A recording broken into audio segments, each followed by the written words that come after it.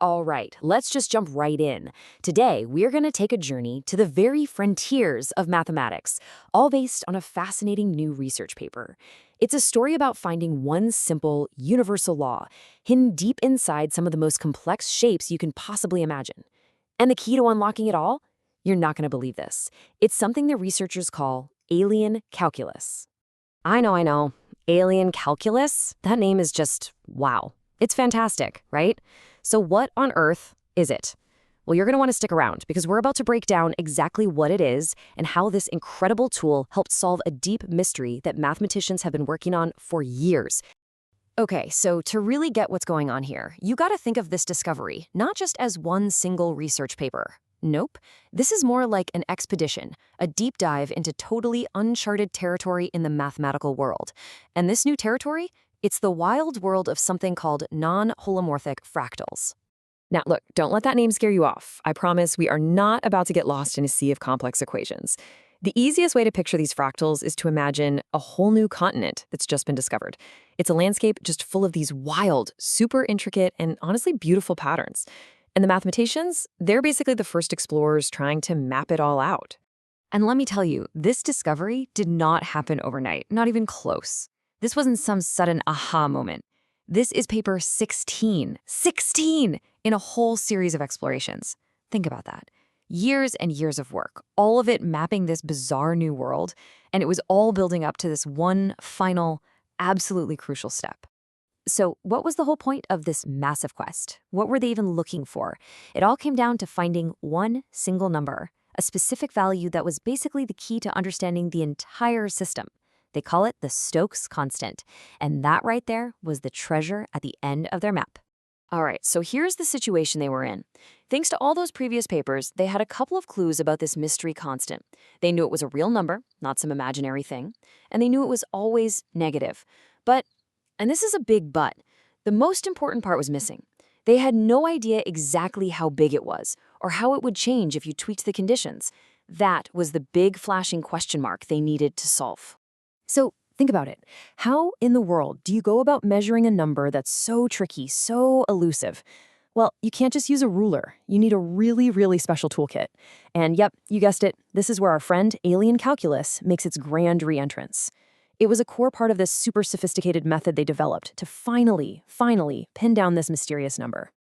Okay, so the full fancy name for their technique is the Watson-Borel alien route. I know, it sounds super complicated, but trust me, we can break it down. Think of it like a three-step recipe. Step 1, they built a very special function. Step 2, they measured how that function's value suddenly jumps at one very specific critical point. And step 3, they took the size of that jump and plugged it into a formula that, poof, converted it directly into the number they needed, the size of the Stokes constant. Pretty clever, right? Now, to get the kind of accuracy they needed for this, they had to bring out the big guns. They used some seriously powerful computational tools. One of them has a great name. It's called a Padé approximant. We don't need to get into the nitty-gritty, but all you really need to know is that this thing is like a super advanced prediction engine. It's what let them make their measurements with just incredible pinpoint precision. So after all of that, 16 papers, these insane high-precision measurements, this alien calculus method, they finally had it. Their big eureka moment. And what they discovered wasn't just a list of random numbers. No, it was so much more. They found a pattern, a simple, almost beautiful rule that governed this whole messy, complex system. What they found was a law of universality. And here it is, the law itself. Now look, don't worry about memorizing this thing. That's not the point. Just look at it. Appreciate it for what it represents. It's this one tidy little formula that somehow describes something mind-bogglingly complex. It's kind of like finding a new law of physics for this brand new, chaotic, mathematical universe. The secret to that law is two special numbers. The first one is k, and as you can see, it is tiny, like really, really tiny. But here's the kicker. This is not just some random number they calculated. They realized it's a fundamental constant for this entire family of fractals. It's like they discovered a new constant of nature. How cool is that? All right, and the second key player here is delta, that little delta symbol, which clocks in at about 1.05. This number is an exponent, and it's the one that controls the whole system's behavior. It basically describes exactly how that Stokes constant changes under certain conditions. And just like that, they had them. The two secret ingredients they needed for their universal recipe. Okay, so that's the theory. But here's the million-dollar question. Does this new law actually work? Well, the proof is right here in the numbers. Look at this. When you put the real, painstakingly measured values right next to the values predicted by their simple little formula, I mean, wow, they are unbelievably close. The paper actually says the error is less than 3%.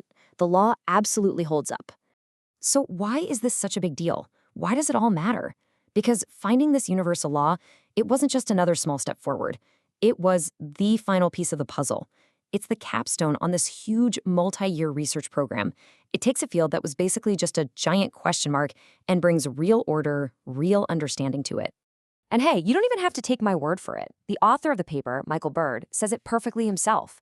He writes that this new law is, and I'm quoting here, the numerical capstone of the Class A program. In other words, it's the crowning achievement. It's the grand finale that brings this whole epic 16-paper journey to a spectacular close. And that really just leaves us with one final kind of amazing thought. This whole story, it was about diving headfirst into this incredibly chaotic corner of mathematics and pulling out a single, beautifully simple law that makes sense of it all. It really makes you wonder, doesn't it? If a universal rule like this was hiding in plain sight here, what other elegant, simple laws are still out there, just waiting for someone to find them?